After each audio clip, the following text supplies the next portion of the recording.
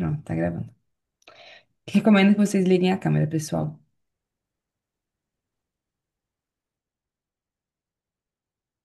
Mas bem, de qualquer forma, salvo as formalidades, essa aqui é a oitava rodada da Taça das Sociedades. Julgando aqui tem eu, a Olivia dos Senatos, o William Souza e a Amanda Lorenzo.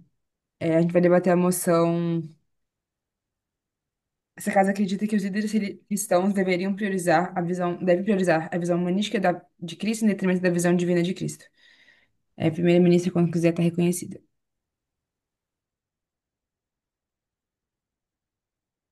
Obrigada.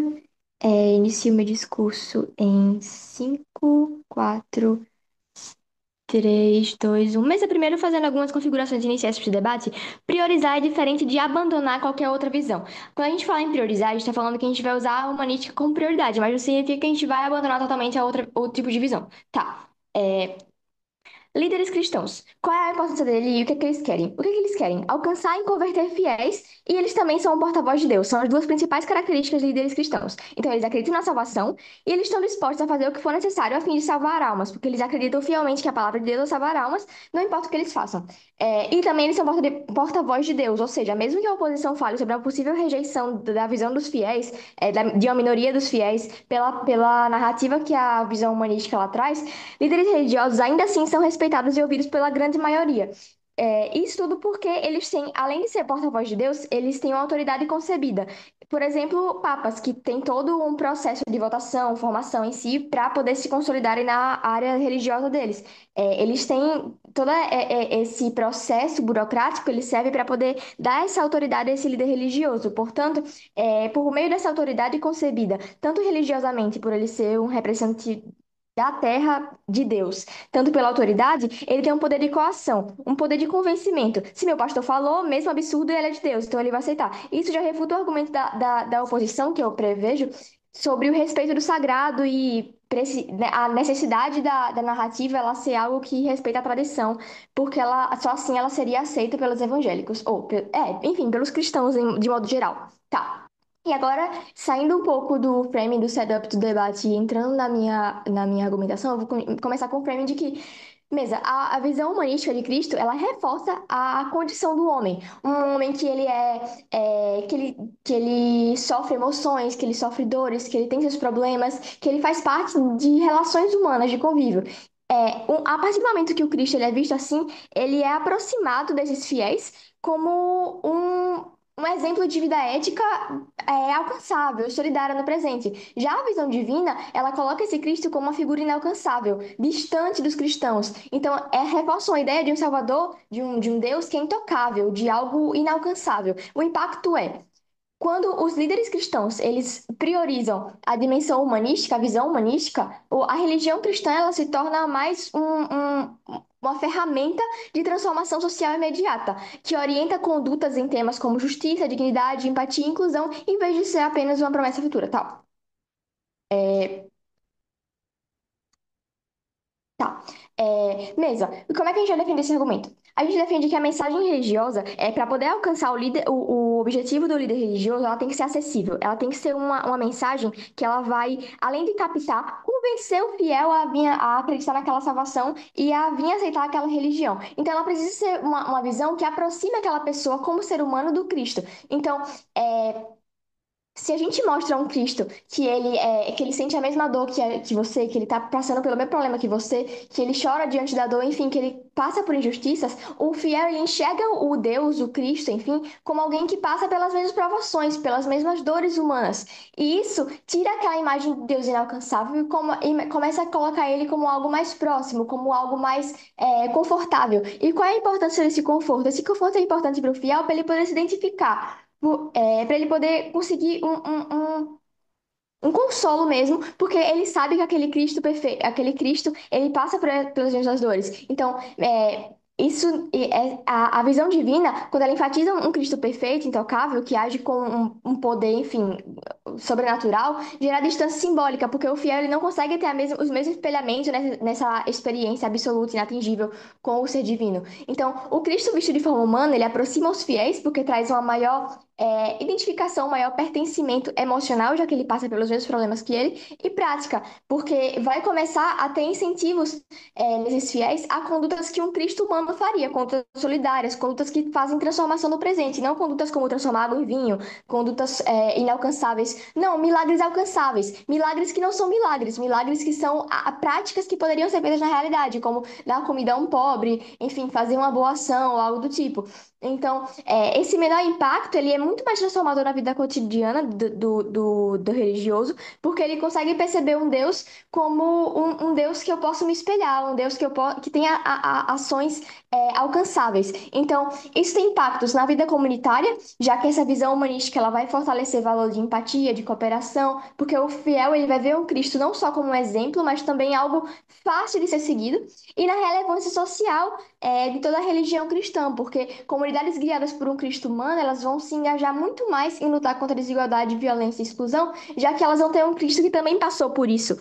Então, isso tudo vai também alcançar, vai também atingir, impactar na saúde espiritual do fiel, já que se o Cristo sentiu que o Cristo também sofreu com o que eu sofro, chorou com o que eu choro, enfim, se indignou com a violência, com a vivência que eu vivi, que ele também viveu, isso reduz a sensação de fracasso ou de indignidade, já que o Cristo, que é Deus, também sofreu, então eu, como humano, também sofro. Isso tudo é, gera uma permanência da fé entre gerações. Então, grupos e afins, eles tendem a se engajar com a figura mais humana do que uma entidade abstrata e distante, já que essa entidade humana ela é mais próxima, ela é mais palpável. E por ela ser mais palpável, ela é mais fácil de alcançar. Então, a gente não nega que a visão divina de Cristo, ela seja tradicional da teologia cristã, ela seja algo, enfim, que prevaleceu por tantos tempos. Mas quando a gente analisa os efeitos práticos, a gente percebe que priorizar essa visão divina ela vai reforçar uma fé que ela não é eficaz, é uma fé que distancia os fiéis. Então, por mais que a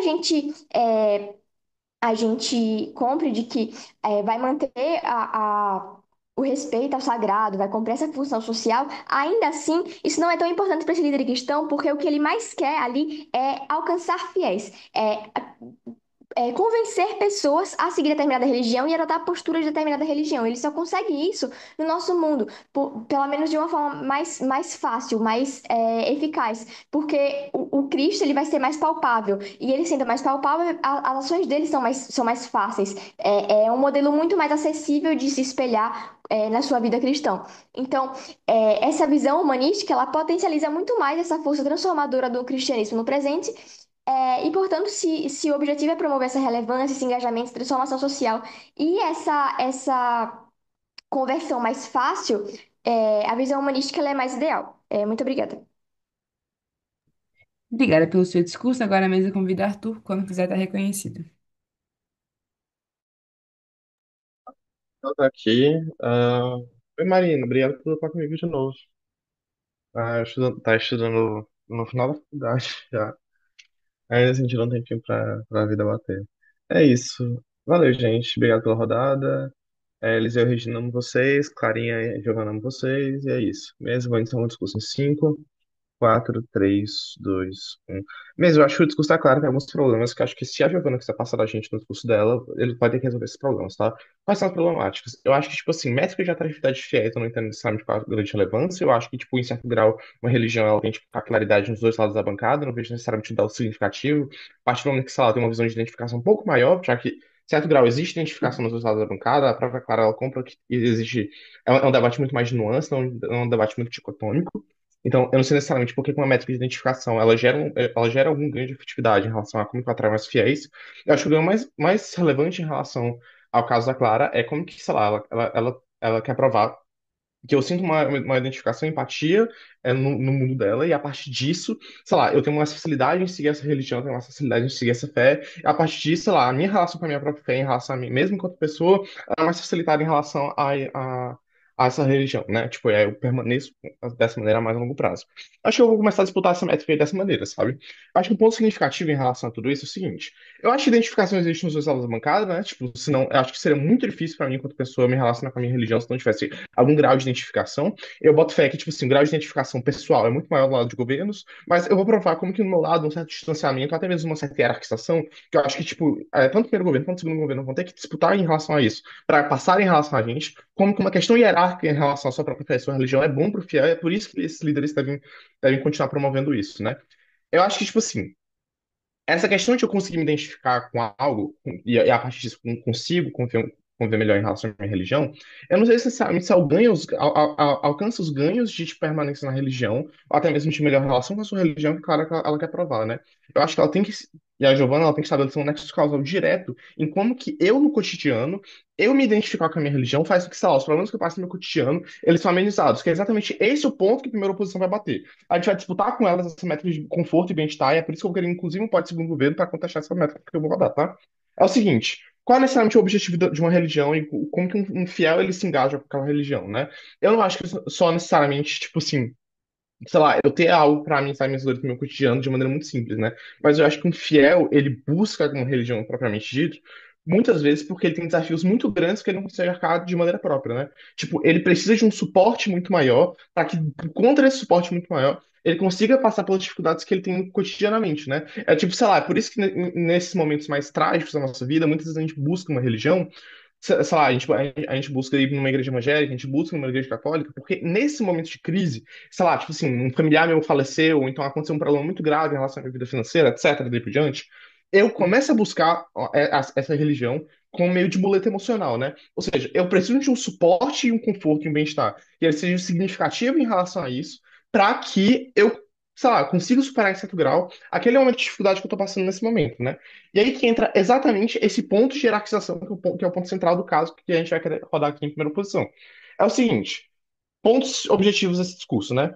Por que que necessariamente essa visão é não humanística ela é boa e por que que necessariamente a visão humanística não tem esses fatores de conforto e bem-estar tão bons quanto tocando pautar o seguinte aqui? Eu acho que uma visão não humanística, não lembro qual termo que a moção ela coloca, ela é positiva da seguinte maneira, tá? Eu, enquanto fiel, especialmente nesse momento de dificuldade, né? E acho que, tipo assim, é presumível que é um ano de governo que eu não vou achar, tipo assim, esse Deus, como tá propriamente escrito na slide. Eu não vou achar ele necessariamente só o Todo-Poderoso, eu vou ver ele de outras maneiras. Muito provavelmente esse vínculo de identificação que o primeiro governo tá querendo votar vai acontecer, tá? Eu muito provavelmente vou começar a me relacionar muito mais cotidianamente em relação a esse Deus, em relação a Jesus, por exemplo. E aí, por conta disso, eu vou começar a ter um vínculo de identificação um pouco maior. O problema é que esse vínculo de distanciamento e hierarquização, que especialmente nesse momento de necessidade que acontece em oposições, não acontece tanto no caso de governos, porque eu começo a refletir muito mais nos meus planos cotidianos, sei lá, como Jesus passou. Essas situações cotidianas que a gente passa criam um vínculo de identificação um pouco maior. O ponto é o seguinte: quando a gente cria esse distanciamento, a gente coloca, sei lá, a figura de Jesus, por exemplo, como uma figura muito maior, muito mais substantiva em relação a mim mesmo, muito provavelmente esse vínculo de distanciamento, não vou dizer necessariamente que falta um respeito, algo nesse sentido, mas eu coloco um grau muito maior de importância em relação àquela figura na minha vida do que, sei lá, no lado de governos. Em que sentido que eu tô querendo pautar isso? É o seguinte: se eu coloco Jesus como uma figura muito maior que eu não começo a necessariamente vincular as minhas questões cotidianas em relação à minha religião, em relação àquela figura.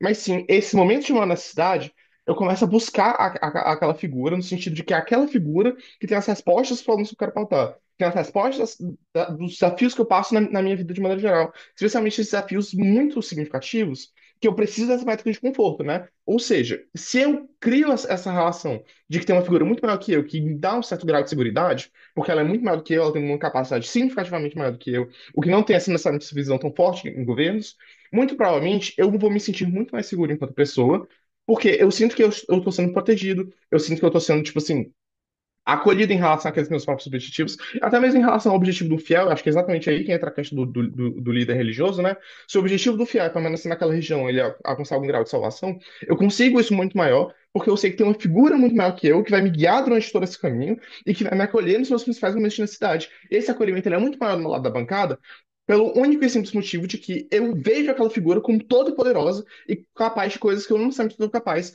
que inclusive consegue superar de uma maneira significativa esses problemas mais cotidianos, né? Segundo o governo, qualquer um dos dois. Pode falar.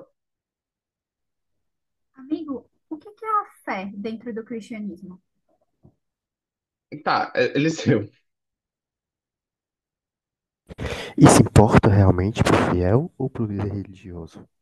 Cara, eu acho que assim, a menos que você queira rodar um outframe muito esquisito e falar que o líder religioso ele só se importa consigo mesmo, só se importa com a sua densidade da sua fé, eu acho que é minimamente intuitivo, Olivia, e o William e a Amanda, etc., que esse líder religioso se importa com os seus fiéis e se importa com a perpetuidade desses fiéis da sua religião, né? Ou seja, se eu tenho fiéis muito mais seguros em relação à sua religião, e vem aquela religião com um motivo de seguridade em relação à própria fé, daí por diante, muito provavelmente essa pessoa ela vai continuar na sua própria fé, né? Ou seja, até mesmo em relação àquela disputa de permanência na sua própria religião, eu ganho de primeiro governo a partir desse momento, né? E aí entra como que, tipo assim, como que no lado deles eles não têm isso? Pelo lado que eu não tenho um grau de hierarquização no lado de governos, eu não tenho um grau de hierarquização em relação à minha própria vida religiosa, muito possivelmente eu não vou, eu vou vincular aquelas minhas questões cotidianas de maneira muito mais significativa em relação àquela figura religiosa. De modo que eu não necessariamente é o que a própria moção presume quando ela está colocando aqueles aspectos no slide. Muito provavelmente eu não vou ver aquela figura como necessariamente apenas como toda poderosa. Eu vou ver ela de uma maneira muito mais humana. O ponto é que, no meu lado da bancada, esse grau de seguridade, segurança que tem para dentro desse fiel, é por isso que esse líder ele quer isso. Ele quer muito provavelmente guiar os seus fiéis, ele quer guiar a uma questão melhor. Ele quer, tipo assim, que esses fiéis eles sejam mais felizes em relação à sua própria fé e que a perpetuidade daquelas pessoas naquela região continue, né? Ou seja, isso é muito mais alcançado do nosso lado da bancada a partir do momento que a gente coloca esse grau de seguridade em relação a esses fiéis. Muito obrigado, meu povo. Obrigada pelo seu discurso. Agora a mesa convida a Giovana quando quiser estar reconhecida. No caso, adjunta de primeiro-ministro, né? Isso.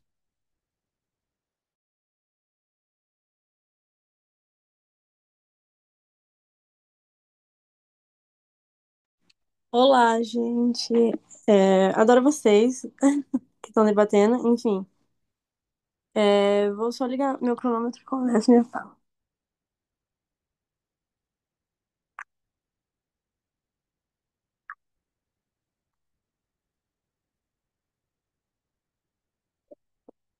Hum.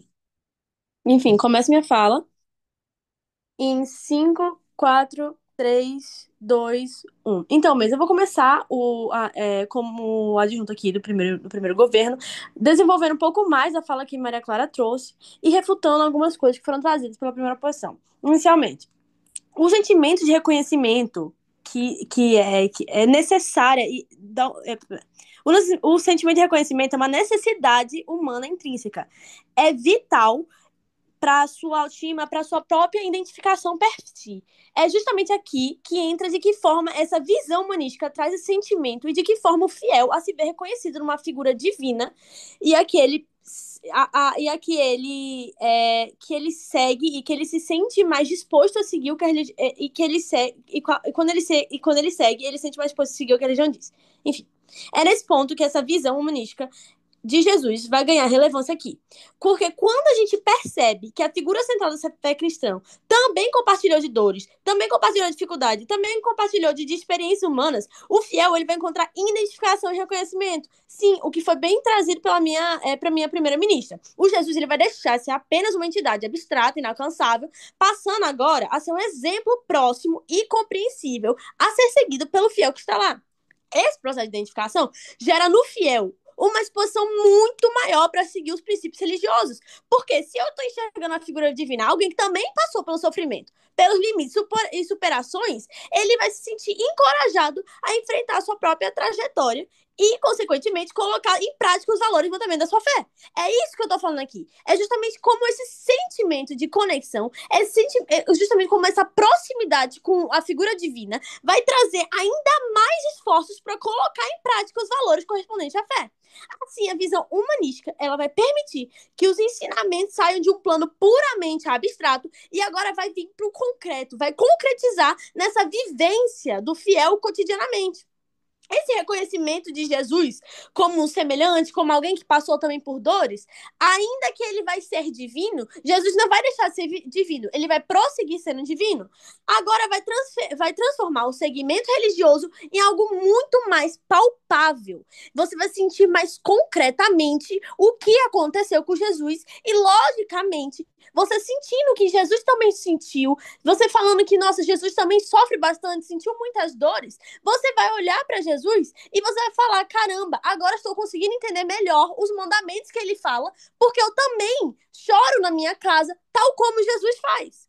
Então, porque essa visão divina, ela não vai gerar o mesmo efeito, por mais que que o lado de oposições vai tentar falar.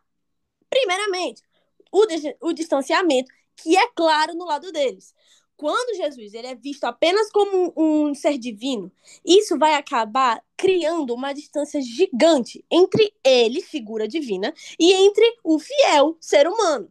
E o que vai acontecer? Essa perfeição absoluta pode gerar a ideia de que seguir seus passos é impossível, já que humanos não falham. E se humanos, ou já que humanos são falhos, e se humanos são falhos, eles não conseguem seguir, propriamente dito, uma figura perfeita que não sofre e não sente dor. É quase como um vínculo muito, muito, muito frágil de identificação que você vê em Deus e que você vê em Jesus uma figura quase que impossível de você se comunicar, visto que ela é perfeita demais para você.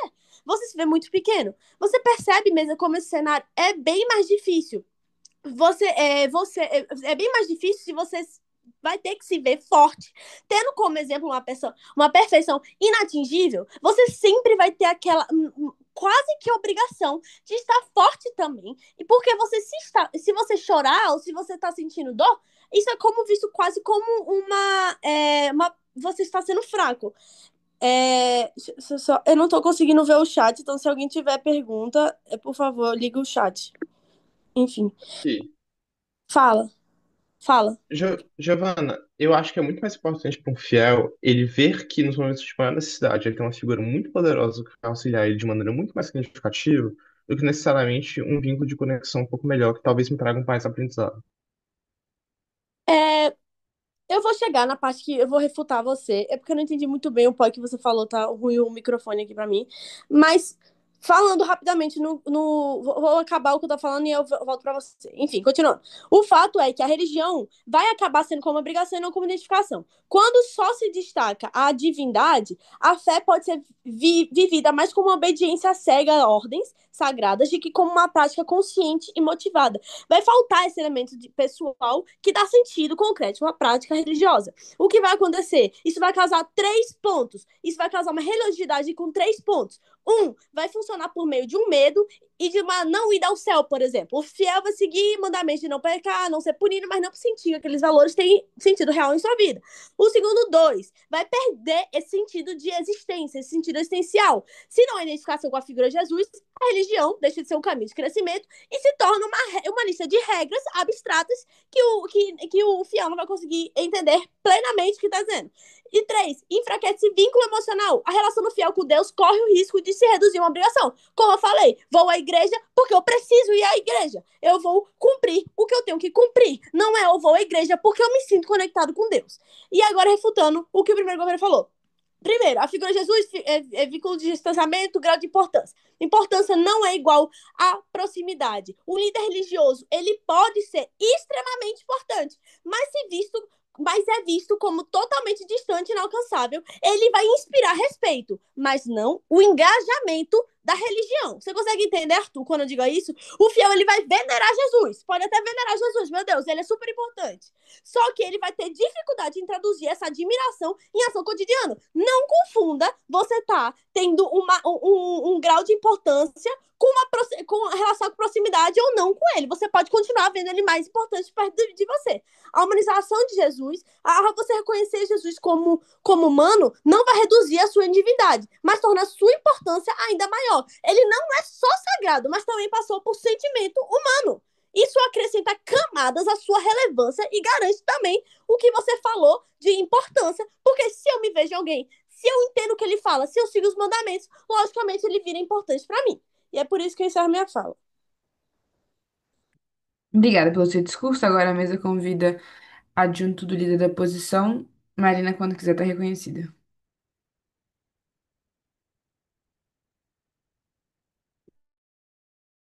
Oi, gente. Então, tô toda descabelada. Enfim, gente, 10º semestre do curso TCC, todo mundo já sabe.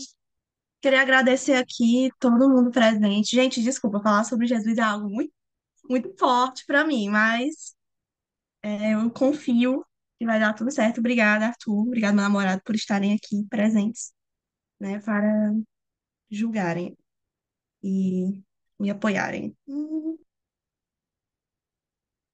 Ok, então eu vou começar o meu discurso em 3, 2, 1. Certo. Mas líder cristão, um líder cristão. O objetivo dele, como foi trazido, mas que eu vou especificar um pouco mais do que é ser um líder cristão.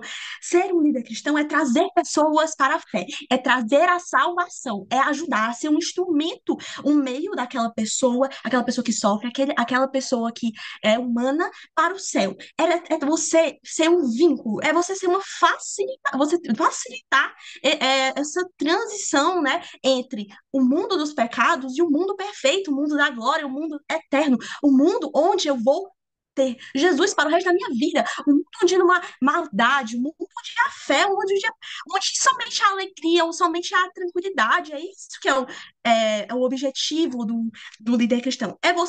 Não é para você se autopromover, por exemplo, como pode ser falado, né, pelo segundo governo, mas não só isso.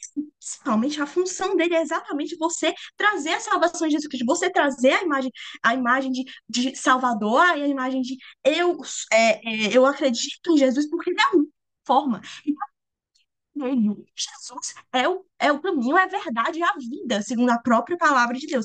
É a gente trazer essa ideia, por exemplo, do Arthur, como Deus que dá segurança, como um Deus que dá, que me passa confiança. Não é um Deus que, por exemplo, não é só porque o Jesus sofreu, mas o que é que Jesus traz de ensinamento para a minha vida. Não é que eu não deixe de me identificar. A identificação, ela está em ambos os lados. Você continua se identificando com Jesus. Ainda, por exemplo, se você acredita numa visão mais humanista, visão divina, Jesus continua sendo. Mas a questão aqui é de proporcionar essa segurança, é de você.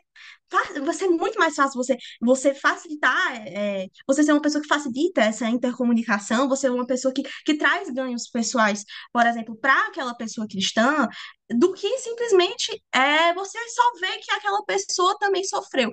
Você pode, inúmeras figuras também sofreram. Eu poderia botar aqui inúmeras figuras que sofreram e que poderiam ser substituídas por Jesus, mas a Bíblia fala, toda a Bíblia, ela foi construída para a conquista de Jesus, para o nascimento e para a morte de Jesus. Aquele Jesus que veio para salvar, aquele Jesus que veio como sacrifício vivo, aquele Jesus que o sangue derramado dele veio para perdoar os nossos cristãos e para viver eternamente na graça. Então, o líder da igreja passa a viver para ele, o líder da igreja passa a viver para Cristo. Por exemplo, porque agora, por exemplo, aquela mãezinha que está frequentando a igreja, aquela mãezinha que tanto sofre, será que ela realmente se identifica mais com Jesus? Por exemplo, pelo fato dele ter sofrido, ou pelo fato dele ser um Deus que salva, dele ser um Deus que tem poder, dele ser um Deus que tem toda a força, de ser um Deus que de ser um Deus vivo aqui na Terra, de ser alguém que veio aqui para mudar estruturas, que veio um Jesus para salvar, um Jesus para curar, um Jesus que provém, um Jesus mais forte que eu. Muito foi falado pelo governo como se tivesse esse distanciamento, mas perceba esse distanciamento. Jesus, ele é mais forte, ele é maior, ele é mais do que eu. Porém, mesmo que Jesus seja mais do que eu, Jesus, ele escuta, ele é presente, onisciente, todo lugar ele vai me escutar. Se eu estiver ali sozinha no meio do mundo, Jesus não se importa. Se você é negro, se você é pobre, se você é branco, ele quer salvar você, ele quer curar você, ele quer proporcionar vida. E é exatamente por isso que a gente tem que ver, porque Deus tem que ser alguém forte. Que você vai acreditar em Jesus? Como é que você vai ver ele como único Salvador? Se você vê ele como uma figura fraca, você vê ele como uma figura que ironiza apóstolos, que dá raiva, de um Jesus que parece que não tá nem aí pra gente, para um Jesus que parece que só liga para os interesses dele, para um Jesus que é, é, para um Jesus que a cruz não significa nada, a cruz significa muito. A cruz significa o perdão, o sangue do Cordeiro que veio salvar. Pode, claro? Marina, a emoção, ela não fala que Deus vai mudar sua capacidade. O conforto vem do Deus ser todo-poderoso, o conforto vem do poder, mas o poder dele não vai mudar. O que muda é a personalidade dele e como ele se identifica. eu entendi, mas é exatamente isso que eu tô te falando, porque você fala assim, agora eu vou me identificar, agora eu vou entender, porque agora, segundo o governo, pode falar rapidinho. As pessoas acreditam em Jesus Cristo hoje em dia? Sim, olha, se acredita ou não, isso não cabe muito na emoção. As pessoas, elas precisam acreditar em Jesus. Quem é cristão precisa acreditar em Jesus, porque isso é um mandamento. A Bíblia fala: se você só é cristão, você só vai ser salvo se você acreditar em Jesus, se você acreditar que aquela pessoa é filha de Deus. Mais do que eu entender que, Jesus sofreu como eu. Não, Jesus, ele veio aqui para salvar. Jesus, ele é uma figura forte, é uma figura poderosa, é uma figura que eu tenho que ter respeito, que eu tenho que temer. Esse, como você falou, eu mesmo não vou acreditar mais em Jesus porque ele pode fazer maldade. Não, eu vou acreditar em Jesus porque eu tenho fé. Eu tenho fé que ele escolhe os melhores caminhos. Eu tenho fé agora em Jesus Cristo porque eu sei que ele é perfeito, que ele não tem erros. Agora eu acredito mais em Jesus ainda porque eu sei que ele não tem a falhabilidade humana, porque eu sei que ele não vai errar como os outros. Então, exatamente esse clash entre identificação e o nosso clash, por exemplo, de segurança interna daquela pessoa, de que agora eu tenho uma chance, agora eu vou ter mais chance, porque Deus, ele é poderoso, e Deus pode mudar a minha situação, porque Deus é forte, porque só Deus pode me salvar, porque o Filho de Jesus porque o filho dele, Jesus Cristo, é a figura que pode, é a única figura e a principal figura da Bíblia que pode me levar à salvação. Exatamente por isso que quando você é um líder cristão, você não pensa, fala, Jesus sofreu. Apesar de você falar, tipo, Jesus sofreu, Jesus passou por isso, mas tudo é mais simbolismo. Você tem que entender que Jesus não é apenas uma figura, Jesus é a figura. Jesus não louvava, Jesus não tinha raiva, essas iras, como se fosse uma pessoa do mal. Não, Jesus fazia isso para que os fiéis eles acreditassem mais ainda nele, para que os fiéis se ajeitassem e para que você tivesse mais ainda uma fé no futuro de amanhã. É exatamente é por isso que a gente ganha de primeiro governo, porque principalmente eles falam nessa ideia de identificação, só que a gente traz uma ideia muito macro, a gente traz uma ideia da Bíblia, a gente traz o que a Bíblia quis pra gente, a gente traz uma ideia do que realmente importa para essa moção, que é exatamente o que, que os pastores, os padres, eles querem levar vidas para o céu, que eles querem trazer isso, e que a segurança interna, ela é muito mais valorizada no nosso caso, porque aí você consegue entender que tem um Deus maior. Pronto. Valeu. Obrigada pelo seu discurso. Agora a mesa convida a extensão do governo Eliseu quando quiser estar reconhecido. Vocês conseguem me ouvir tranquilo? Sim. Porque, tipo, sempre reclamo do meu microfone e eu tô do lado de fora aqui. Então. Ih, minha folha tá voando, peraí, um segundo. Ok. É, pronto. Vou iniciar a moção de religião, né, gente? Então vamos lá, né? Vou iniciar meu discurso em 3, 2, 1. Mesa, eu adianto meu caso duas vezes para a primeira posição, dizendo sobre, primeiro, sobre o que é a fé, e segundo, sobre se as pessoas ainda acreditam a fé nos dias de hoje. Principalmente um frame aqui importante, tá, para esse debate. O ceticismo moderno, ele em contraste com as objeções puramente filosóficas do passado, ele é moldado pela ascendência de um método científico e de um racionalismo materialista, né? Esse paradigma ele privilegia o empirismo, tipo as redes sociais e facilmente a explicação naturalista dele para todos os fenômenos. Nesse contexto, narrativas que envolvem, por exemplo, o sobrenatural, como os milagres, ressurreições e a ideia de um ser divino que intervém diretamente na história, eles são frequentemente relegadas ao domínio do mito, da superstição ou da construção psicológica. O desafio para a fé contemporânea, e principalmente que os líderes religiosos eles precisam ter, é necessariamente não sobre a existência de Deus, mas a plausibilidade mesma de uma intervenção divina tangível na realidade material que a ciência busca explicar. A autoridade que era concentrada nas instituições religiosas, né, antigamente, ela foi deslocada para academias e laboratórios, criando uma crise de credibilidade para as afirmações teológicas tradicionais. Diante desse cenário, esse frame que eu dou para vocês, o conceito de uma fé autêntica, ele se torna crucial. Outra coisa que eu deve ter para a primeira posição. Uma fé autêntica não é mais uma adesão cega a um conjunto de dogmas inquestionáveis, mas uma confiança existencial que se constrói a partir do engajamento com a dúvida e com a complexidade do real. É uma fé que pode coexistir com perguntas não resolvidas, que valoriza a jornada interior tanto quanto a ortodoxia exterior e que busca significado e propósito de uma forma integrada à experiência humana concreta. É uma espiritualidade encarnada que encontra o sagrado não apenas no transcendente, mas também no imanente, no frágil, no relacional e no cotidiano. Para um líder cotidiano, para um líder religioso cristão, quando você alcança e cultiva essa fé autêntica, é uma condição para guiar seus fiéis de uma maneira mais crível. Um líder que apresenta uma fé rígida e permeável no lado de oposições a desafios modernos, e principalmente a frame que eu coloco, espero que você na posição engaje com ele corre o risco de parecer desconectado a ele, gerando uma adesão superficial, um afastamento por parte daqueles que vivem imersos na cultura secular. A autenticidade é justamente demonstrada pela capacidade de articular as lutas da fé e de apresentar o cristianismo como uma resposta significativa a angústias humanas reais que tornam a mensagem evangelizadora não apenas audível, mas também desejável. Nesse sentido, segundo o governo, vai apresentar dois casos para vocês. Primeiro, uma tensão entre a visão humanística e a visão divina, não é apenas um mero debate, na verdade, mas sim como você tem, na verdade, uma espiritualidade mais autêntica, quando você tem essa priorização humanística, e segundo, como que na visão divina você tem uma descredibilização da própria mensagem de sacrifício do Deus. Vamos lá. Quando você prioriza a visão humanística, você, tipo, necessariamente faz com que você tenha uma abordância para a própria relevância da mensagem cristã.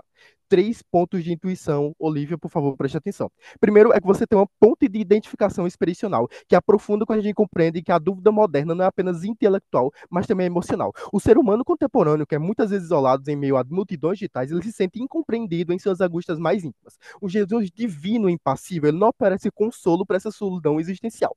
Parece mais um juiz distante do que um companheiro de jornada. A humanidade de Cristo opera numa revolução da percepção do divino. A agonia quando Jesus, por exemplo, sofreu na cruz, não é mais um momento de fraqueza, mas também necessariamente uma revelação profunda de que o próprio âmago da experiência individual inclui o terror face ao sofrimento e a submissão divina.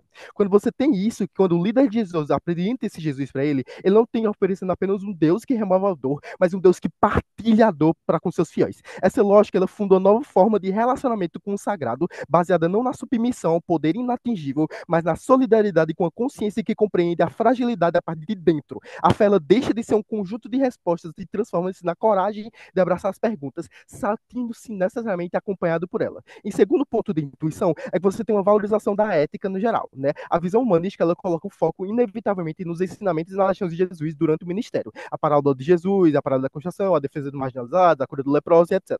Esta é a linguagem de um mundo secular, ele pode compreender e admira, né? Na verdade, a mensagem de Deus, ele deixa de ser um conceito escatológico distante e se torna um chamado à prática da justiça necessária, né? De necessariamente fazer com que a espiritualidade que daí emerge, ela se sinta genuína porque ela é verificável na própria ação da pessoa. Ela se mede pelo impacto transformador na vida das pessoas e na sociedade, que é um critério que o mesmo cético, ou pessoas que não acreditam em tanto assim, eles respeitam. Terceiro ponto é que você tem uma reabilitação do sagrado no profano, né? A partir do momento que você tem, se Deus na cabeça do fiel, né? Se Deus que em Cristo ele viveu uma vida humana plena, com amizades, festas e o cansaço e lágrimas, então nenhum aspecto da existência humana ele pode ser considerado alienado do divino, tá? Primeira posição. Esta lógica ela desmonta a própria divisão secular que tem entre o mundo sagrado, que é as igrejas e os rituais, e o mundo necessariamente profano, que é o trabalho, as relações familiares e o lazer. Toda a criação ela é um sacramento, um lugar de encontro com Deus. A espiritualidade ela deixa de ser uma atividade especializada para se tornar uma qualidade de presença em tudo que se faz. Isso responde diretamente ao ceticismo que eu coloquei para vocês, necessariamente faz com que a religião como um enclave separado da vida real, né? Uma fé que insiste no Jesus predominantemente divino, reforça a separação, colocando Deus no nicho inacessível. A visão humanística, no meu cenário, no cenário de segundo governo, necessariamente, faz com que você dê uma profundidade do encontro humano, no cuidado da natureza, na criatividade e até mesmo no sofrimento, ressignificando ele. Antes de continuar, a primeira posição. E tem que ter um aprendizado ou não, não são métricas exclusivas de nenhuma bancada nesse debate, né? Porque isso envolve religião, né? Outra, ainda que seja apenas uma resposta que dá segurança e conforto aos nossos indivíduos. Isso é bom para o nosso lado. Pronto, eu acabei de provar para vocês como que eu tenho mais segurança no meu cenário, porque pelo menos as pessoas vão estar no mundo lá, tipo, na relação familiar e etc, pensando, meu Deus, eu posso estar fazendo uma coisa que é comum, mas eu estou perto de Deus. Segunda posição, para falar. Justamente esse enfraquecimento gerado por questionamento não seria um problema para a religião e para os Não, fiéis? porque o questionamento está mais no seu cenário, que é justamente o meu segundo ponto. Quando você tem uma ênfase excessiva na visão divina de Cristo, longe de fortalecer a fé, tá? Você acaba por esvaziar o significado mais profundo da mensagem do sacrifício. 3 pontos de intuição. Primeiro, é que você tem uma trivialização do sofrimento e da tentação. Se Jesus ele é compreendido primariamente como um ser onipotente e onisciente que apenas vestia um corpo humano, então o sofrimento na cruz, a luta no deserto, eles perdem o caráter genuíno. Torna-se apenas uma encenação divina, uma performance onde o final feliz já é conhecido de antemão. O sacrifício, nesse contexto, ele parece ser menos um ato de amor solidário, mas um requisito de um plano salvífico necessariamente pré-ordenado, né? Para os fiéis que enfrentam dores reais, no geral, e tipo, tem as tentações satânicas em geral e autênticas, a ideia de que Deus ele simulou um sofrimento, ele é ofensivo e descredibiliza o próprio consolo que a fé deveria oferecer no cenário de oposições. Quando você tem um Deus divino, um Deus que tipo, não precisou sofrer, ou um Deus que não sofreu de verdade, ou que o sofrimento dele não valeu tanto assim, a pessoa que sofre pensa, porra, Deus não sofreu igual eu, por que, que eu deveria seguir ele? E é esse esvaziamento de mensagem que segunda posição vai ter que lidar. Muito orgulho em propor. Obrigada pelo seu discurso. Agora a mesa convida da extensão da oposição. Manuela, quando quiser estar reconhecida. Oi, gente, boa noite. Só um segundinho.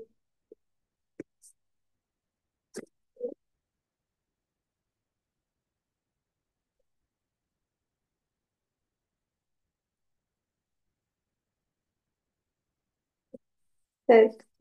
Eu começo o meu discurso em 3, 2, 1. Mesa, a religião é o instrumento mais abrangente e acessível de gerar conforto. É a partir da força e coesão da religião que a religião representa um alicerce capaz de sustentar as pessoas, não somente perante crises, que é onde a primeira oposição vai, pessoas que focam com força, tipo, em força para superar movimentos difíceis, crises. A religião, ela existe. ah, a religião cristã é quem dita e mostra o caminho para o perdão, a redenção, o caminho para o céu, para o pós-vida pleno. E é esse elemento, essa capacidade de dividir, de tipo ditar os mandamentos, os dogmas a serem seguidos, são universais, que são universais, universalizáveis. E é agora que a gente entra num frame muito importante para esse debate, que foi ignorado pelas primeiras bancadas: o enfraquecimento e a perda de apoio, principalmente a perda de autoridade da igreja cristã na atualidade.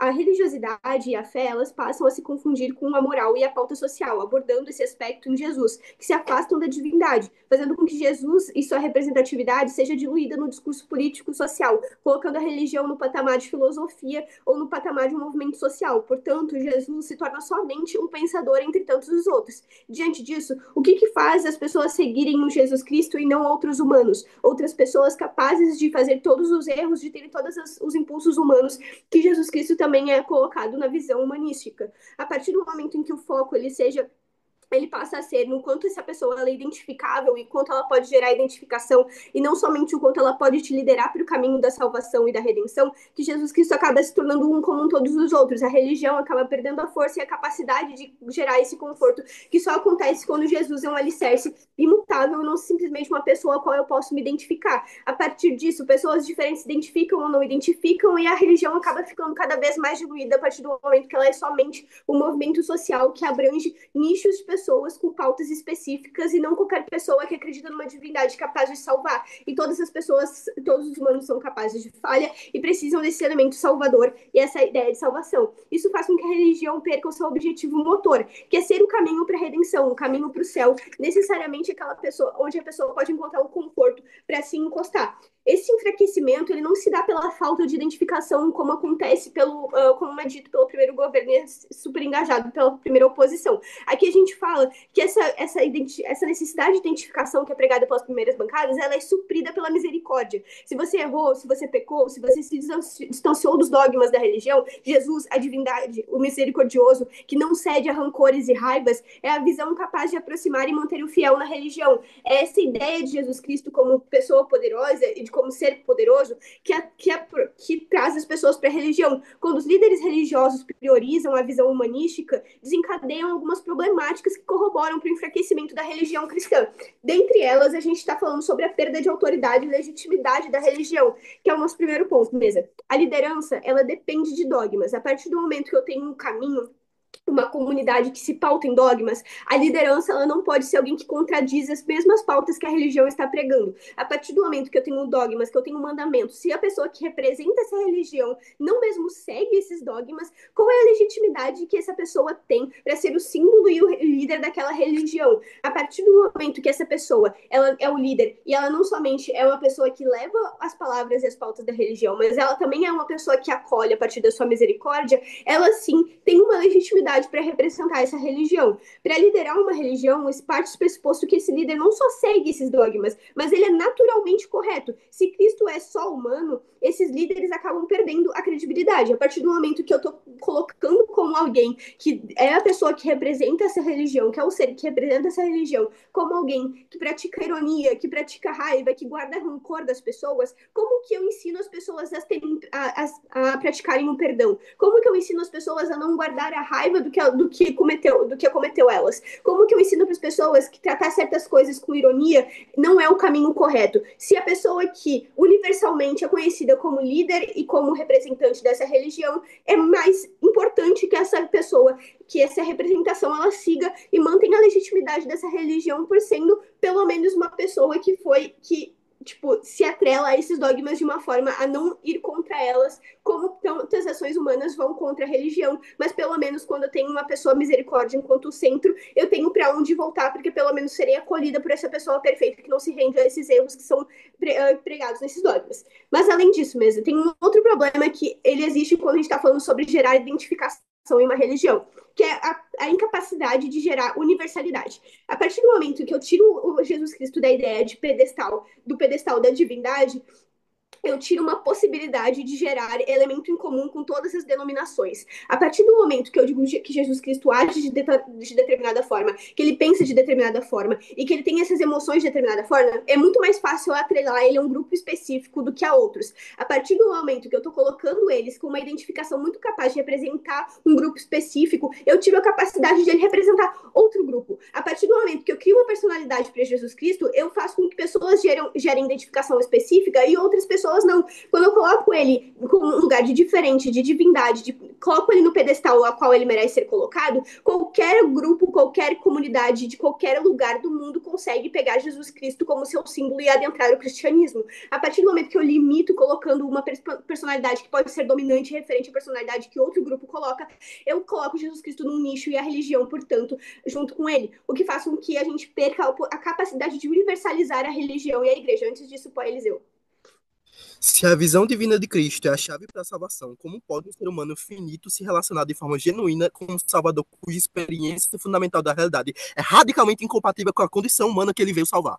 Não, mas é que é exatamente o ponto onde que eu necessariamente acredito no que a religião está me dizendo, que eu posso ir para o céu, que eu posso ter salvação no meu pós-vida, que somente alguém que é tão maior, que é tão superior a qualquer falha humana, que essa pessoa, que esse ser, ele precisa representar algo como liderar o caminho para essa divindade. Se ele é só mais uma pessoa comum a mim, se ele é só mais uma outra pessoa que também não sabe como é o caminho para o céu, por que eu me debruçaria nessa religião se eles não têm a capacidade de me dar a redenção? É justamente quando eu coloco ele como diferente, como divindade, que eu consigo colocar a minha fé direcionada a essa religião, porque essa pessoa, esse ser, representam algo que eu não consigo fazer. Então, mesmo que eu seja falho, mesmo que eu seja fraco, mesmo que eu tenha os meus erros, eu consigo me atelar muito mais facilmente a uma religião que, mesmo que não igual a mim, mas consiga me mostrar o caminho, é muito mais fácil de eu tentar seguir. E a partir do momento que eu não tenho essa universalidade, que eu começo a nichar a ideia de Jesus Cristo para uma personalidade que só pode ser atrelada a determinado grupo e eu excluo outras pessoas de determinados grupos, porque elas não têm tanta dominância na narrativa de qual personalidade é mais atrelada a Jesus Cristo, e eu perco a legitimidade a partir do momento que esse Jesus não é atrelado aos dogmas dessa religião, que essa religião fica ainda mais enfraquecida e ela não consegue seguir o seu propósito. É por isso que eu tenho muito orgulho em meu povo. Obrigada pelo seu discurso. Agora mesmo convido o VIP do governo, Regina, quando quiser estar reconhecida. Olivia, boa noite. Você consegue 1 minuto? Ué, pode ir? Ok. Olha o WhatsApp, Regina.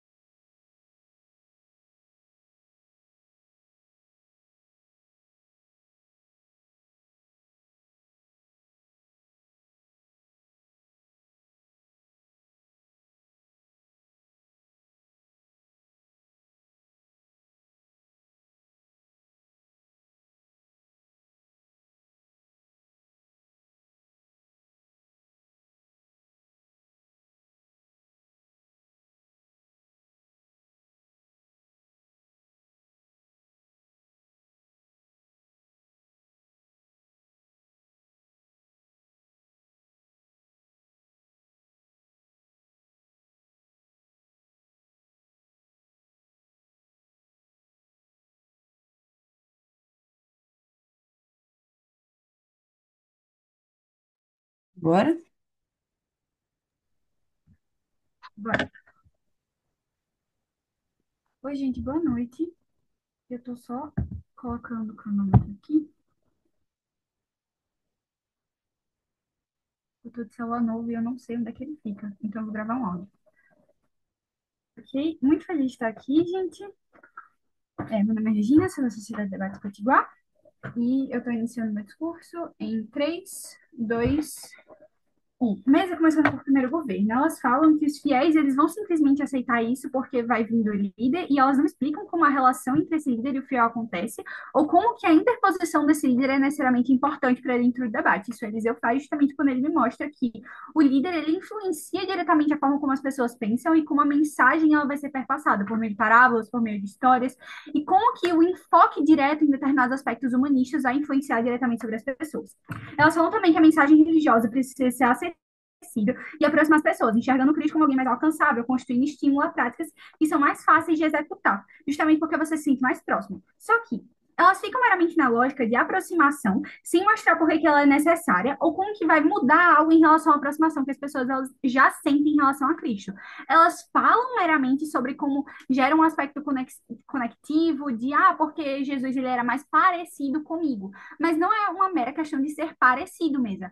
É uma questão de você se sentir verdadeiramente validado e apoiado por um Cristo Jesus, por um aspecto divino que se aproxima melhor da sua realidade, justamente porque são sanadas dúvidas que, na realidade, sempre vão ser inexplicáveis. A partir do momento em que você coloca que não apenas é perfeito, é inalcançável, é inquestionável, mas você transpõe esses valores para uma realidade e uma sociedade que está cada vez mais questionando isso, e ao passo que a religião não permite esse questionamento, simplesmente essas pessoas muitas vezes se afastam dela. E esse afastamento, ele não se restringe apenas ao momento de você simplesmente, não vou mais engajar com essa religião. Você ainda pode crer em Jesus Cristo, você ainda pode crer no cristianismo e não se sentir verdadeiramente conectado com aquilo. Por meio da visão humanista, você se sente muito melhor conectado com a sua religião e a sua fé ela funciona de uma maneira muito mais significativa. Indo para a primeira posição. Arthur me fala de qual é o objetivo de uma religião e como um fiel se conecta e se conforta, criando vínculo com o aspecto cotidiano em detrimento de ser protegido no cenário de oposições e sentir que pode ser guiado, que é justamente o que ele fala que a figura do divino faz. Cara, a figura de Deus, para além de Cristo Jesus enquanto filho dele, existe nos dois mundos. A gente está falando ainda de um aspecto superior à humanidade. Tipo, não tem como a gente falar de uma religião sem dizer que ela tem algum aspecto de diferença. Tipo, a Bíblia ainda está aí, Jesus ainda vai ter ressuscitado. Esses aspectozinhos que dizem que Jesus ele é superior à humanidade ainda vão existir. O que vai mudar no cenário de governos é o enfoque a respeito do que ele viveu e contrapor esse enfoque de humanidade à divindade. E é justamente essa contraposição que gera uma melhor conexão com os fiéis. Para além disso, a concepção, além de que a concepção de algo maior é intrínseca da busca religiosa, uma vez que, se a religião se restringisse meramente ao cotidiano, ela seria sim uma mera ideologia, como Manuela fala que as pessoas às vezes falam. Mas é justamente isso, ela não se restringe ao cotidiano, ela vai muito além disso. Ela diz respeito à fé, ela diz respeito a valores, ela diz respeito a algo que está muito acima de nós e conta a história da humanidade. Ela não fala meramente de as pessoas elas devem se comportar de determinada forma, mas fala sobre como que é importante que elas se comportem dessa forma, justamente porque tem um viés etéreo, tem um aspecto da vida após a morte. Ao abordar uma visão humanista, é perceptível que o divino, aquilo que é das coisas mais importantes da vida de um fiel, se não a mais importante dela, gera não apenas uma mera identificação ou conexão, mas também uma validação inerente da percepção do indivíduo religioso, posto que não apenas o ser perfeito é suficiente, mas também o ensinamento aplicado à realidade dele dentro das limitações humanas. E esse próprio ensinamento, seja por meio de parábolas, de salmos, que são falados pela adjunta de oposição, esses ensinamentos, tem ainda mais força dentro do lado de governos pela viabilidade de sentir que é possível ser mais semelhante a ele, e não que ele é igual, como o primeiro governo fala. Então, o aspecto de viés de semelhança em relação a Cristo é muito mais plausível no cenário de governos por uma via de aproximação, mas isso não quer dizer que ele vai ser igual e que é simplesmente super possível você ser igual a Cristo. Então, também, ao mostrar que um Jesus que possui falhas na sua vida, em seus sentimentos e decisões, ele não perde o seu sentido sagrado, ainda em contraposição à primeira oposição. pois ele continua tendo feito milagres, tendo ressuscitado, e isso vai ser lido na Bíblia. O que muda nessa emoção é a ênfase nesses momentos de aproximação, nessas recaídas que mostram ser possível voltar ao divino e ao sagrado, mesmo passando por momentos de falha, de modo que o líder mostra como você, pessoa pecadora, não apenas deve seguir Jesus e seus ensinamentos de forma etérea e pouco compreensível, que satisfazem a fé consolidada e inquestionável, mas sim de uma forma que satisfaz questionamentos, ao menos parcialmente, de pessoas com cada vez mais distância do sagrado. A aproximação não é apenas se sentir parecido com Cristo, mas sim um mecanismo de trazer respeito ao divino às pessoas que são mais céticas, que veem a vida pecaminosa como sendo completamente distinta e inconectável com o divino, de forma que o único momento em que ela se conecta muitas vezes é na hora que ela vai à igreja ou que ela está rezando, ao invés de ser possibilitada uma conexão, uma conversa e associação mais frequente que permite ao fiel se focar na relação com a sua religião em momentos mais frequentes da sua relação com o divino e com o estabelecimento da vida. Pode ir, segunda posição. A religião não é ciência, ela não tem o objetivo de gerar questionamentos, ela deve gerar o conforto e nada mais do que isso. Ela é necessariamente ela entra partindo da vida das pessoas a partir do momento que tu tem essa Ok, habilidade, não necessariamente eu questionamentos. entendi, mas a partir do momento em que o que eu tô falando é justamente isso. Quando você fala que Jesus ele era mais próximo dessas pessoas, você está justamente dando conforto a elas. Você está dizendo que elas podem sim ser próximas ao divino, elas podem sim ser conectadas com suas respectivas religiões e ainda assim serem válidas, e ainda assim elas não precisam ser perfeitas e chegar a esse etéreo para isso. Isso satisfaz a ânsia por questionamento das pessoas, mesmo que não responda diretamente isso. Você não está respondendo diretamente para as pessoas que, porque Jesus era de tal forma, então você pode fazer isso. Mas você está dizendo, você satisfaz um questionamento de que Jesus não era perfeito. E essa falta de perfeição é justamente o que pode aproximar. Falando especificamente de segunda posição, se você vê a religião como ideologia e a visão divina mantém a característica de redenção intrínseca para a religião, que eles falam basicamente.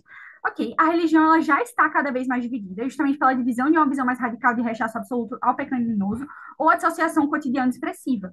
A autoridade da religião não é perdida no nosso mundo, uma vez que a legitimidade ela também parte da permeabilidade dos valores passados, que é bem mais provável no nosso cenário. Quando as pessoas não estão constantemente se contrapondo a um pedestal perfeito, elas se aproximam mais e acreditam mais naquilo. Então pode até haver dissonância, mas ela acolhe pessoas muito mais do que ela afasta. As pessoas que são muito, muito, muito fiéis talvez não se sintam tão confortáveis com o líder falando isso, mas em contraponto, sopesando, as pessoas que se sentem mais acolhidas e menos pressionadas a serem perfeitas vão ser sim mais satisfeitas com isso. E em relação à relação com um grupo específico, sentimentos e comportamentos inerentemente humanos é que seriam perpetuados, tá? Não seriam, tipo, coisas específicas, racialidade, críticas, nem nada do tipo. São sentimentos como raiva, tristeza, você gostar de uma pessoa, você se relacionar com uma pessoa. E isso é inerentemente humano e universal. Por isso, muito orgulho em Obrigada pelo seu discurso, para poder finalizar o debate e pela posição quando quiser dar reconhecido. Alô, me escutam direitinho? Uhum. Tá, só vou colocar o cronômetro aqui.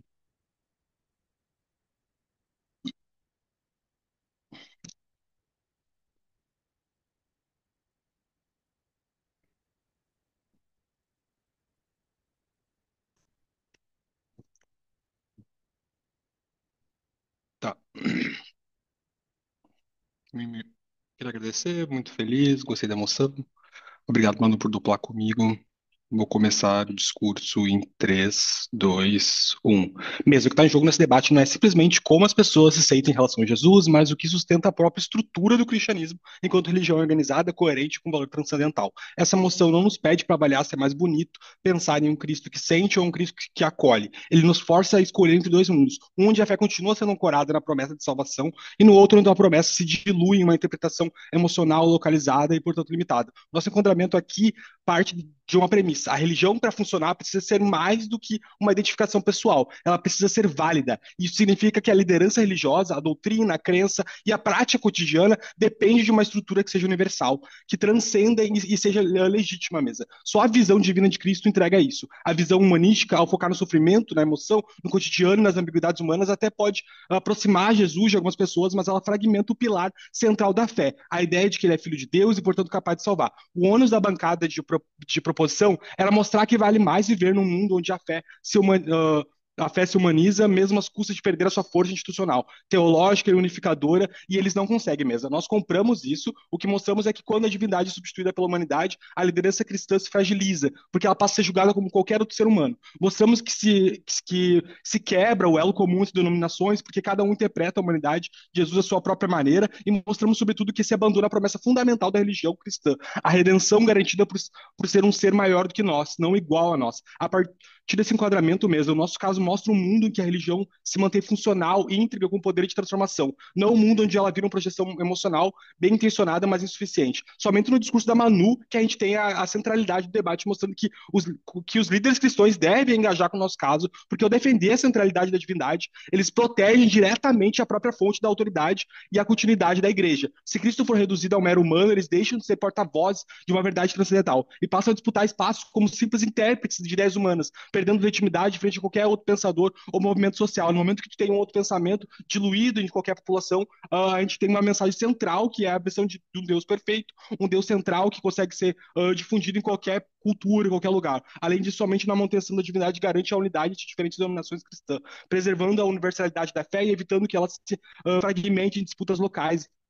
Em outras palavras, a se engajar com a defesa da divindade, os líderes minam seu próprio papel e colocam em risco a sobrevivência da religião e de instituições. Agora entrando no caso do segundo governo tentou vender uma narrativa de que a visão humanística dá uma conexão mais racional, mais próxima, quase científica com a fé. E por que que não funciona mesmo? É uma contradição direta. Se a fé passa a depender de racionalidade, ela deixa de ser fé. Por definição, por definição, envolve acreditar no transcendente sem necessidade de provas empíricas. Fé não é racionalidade, é a perda da essência religiosa. Integrar a ciência pode até ser válido em filosofia, mas esvazia o elemento sobrenatural que diferencia a religião de qualquer ideologia ou ética secular. Eu boto fé que o cenário deles lida melhor com os conhecimentos seculares e pode até parecer mais conexão, mas ainda assim tem uma incoerência com o próprio cristianismo, porque o cristianismo se sustenta no milagre, na intervenção divina, ressurreição, salvação, sacramentos. A plausibilidade científica da visão humanística não dá conta de explicar e nem sustentar esses fundamentos. Se isso é aceito mesmo, o cristianismo deixa de ser cristianismo e vira só mais um sistema moral filosófico. Ou seja, eles perdem o objetivo que eles estão tentando salvar. E mesmo que funcione, mesmo não é importante. Mesmo que humanizar Cristo tornasse a fé mais racional e autêntica, o cristianismo não é desenhado para ser uma ciência, mas para oferecer transcendência e salvação eterna. A função não é racionalizar a experiência, mas dar sentido àquilo que a ciência não alcança, dar conforto e manter a sua palavra marcada na atualidade. Para conseguir isso, só o nosso caso consegue. A visão divina já permite espaço para reflexão também e diálogo com a razão. A tradição teológica, por exemplo, sempre herdeu o núcleo sobrenatural. O ganho deles, um pouco mais de racionalidade, não toca no centro da fé, que é a divindade de Cristo como garantia da redenção e os ganhos psicológicos disso. A gente mostra que mesmo que eles tenham uma espiritualidade racional, isso é secundário diante da função principal da religião. Logo, o impacto deles é marginal e comparativo. Mesmo que seja importante mesa, não ultrapassa os casos, porque o melhor cenário deles é a fé racionalizada e engajamento moderno, mais autenticidade para indivíduos, mas o nosso pior cenário ainda entrega a legitimidade dos líderes, que é a autoridade vinda de Deus, e não de um raciocínio humano, universalidade entre denominações, que a divindade é o elo comum, e a fé racional varia conforme o contexto cultural e científico, e a gente teria a divindade como elo comum, a transcendência inatingível pela ciência, só a visão divina garante vida após a morte, salvação e sentido para além da experiência terrena das pessoas, e só isso que garante conforto e os benefícios psicológicos que a gente consegue fazer. A promessa de salvação eterna pesa mais para a autenticidade momentânea. A espiritualidade científica deles pode ser mais elegante no curto prazo, mas no nosso caso lida com o valor central da religião e garante sua permanência. Agora, de nos diferenciando de primeira oposição, enquanto eles mostram que Cristo como exemplo inspira fiéis, nós mostramos que Cristo como divino sustenta a própria religião, dá legitimidade aos líderes e une a igreja e garante a salvação. Ou seja, o que eles defendem é útil, mas o que nós defendemos é essencial. Eles defendem a inspiração, nós defendemos a própria estrutura da fé. O caso de primeira oposição se concentra no efeito pedagógico, Cristo como exemplo, mas nós mostramos que a divindade é o que garante a legitimidade institucional da igreja. Sem o caráter divino, líderes não podem sequer ser porta-voz da própria religião. Eles defendem o guia moral, nós defendemos a universalidade dogmática. A ideia de Cristo como pilar pode variar em interpretações culturais, mas o reconhecimento da divindade é o que une todas as denominações cristãs sobre um núcleo comum, e isso que deve ser o tópico central dessa moção. Eles defendem exemplo, nós defendemos transcendência. O guia moral é útil apenas no presente, já a crença no caráter divino é o que garante salvação e sentido para além da vida terrena, que é a promessa central da fé cristã. Posso ser depois do Eliseu? Amiga, a transcendência ela é mantida nos dois cenários, só que no nosso ela é mais palpável para as pessoas e consegue permear mais indivíduos. Exatamente isso que a gente está dizendo que não. Exatamente quando a gente tem uma coisa dogmática, uma fé que é baseada no caso de realmente de se basear na visão idealizada de Deus, a gente consegue ter essa centralidade de poder ter uma coisa unificada e universal para todos os indivíduos. No momento que certa população tem um discurso que varia conforme o tempo, a visão daquele Deus vai mudar. Então, conforme os nossos ganhos são muito mais variáveis nesse sentido. Agora, entrando no caso do primeiro governo fala, o argumento deles é que a visão humanística cria mais proximidade. Isso falha por quê? O argumento deles é a divisão mais humanista, querer mais proximidade, falha porque se Jesus é apenas humano, líderes cristãos perdem a autoridade de falar em nome de algo transcendental, sem a base divina, qualquer mensagem vira só conselho moral comum, e é uma contradição interna, eles mesmos dizem que líderes querem ser porta-voz de Deus, mas se Cristo é tratado como humano, isso esvazia a função de porta-voz de Deus e contradiz o que eles defendem. É um falso dilema mesmo, porque a empatia, cooperação e valores sociais já estão presentes na narrativa divina, o Novo Testamento traz amor, compaixão, etc. Não precisa humanizar para existir proximidade. Se essa refutação é aceita, a proposta deles é inviável, porque ela tira a base dogmática que sustenta a religião. Nós mostramos que o mundo deles implode só em começar. A promessa transcendental de salvação é infinitamente mais valiosa do que a maior proximidade social, um bem limitado agora, logo, mesmo se o caso deles funcionasse, eles não chegam nem perto do impacto do nosso. Enquanto eles mostram que Cristo como inspiração, nós mostramos Cristo como base, legitimando líderes, unindo igrejas e garantindo salvação. Muito orgulho em se opor a essa moção.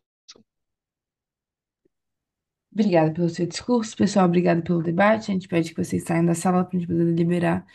Quando acabar, a gente chama vocês.